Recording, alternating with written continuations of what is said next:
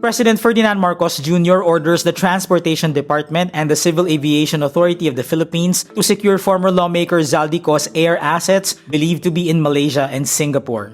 You cannot steal from Filipino people and expect to hide or fly away on your private jets. You have the money to run, but you cannot outrun the Republic of the Philippines. Marcos says this Friday, November 28, with the latest presidential update on government actions in relation to the flood control corruption scandal. He also notes, since the Anti-Money Laundering Council already issued a freeze order on COS assets, all movements and disposition of the aircraft are prohibited. Kaya kayo mga pugante, umuwi na kayo.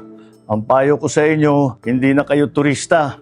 Hinahabol na kayo ng batas. Marcos said last week the Anti-Graft Court Sandigan Bayan had issued an arrest warrant against Co and 17 others from DPWH Mimaropa and SunWest Corporation.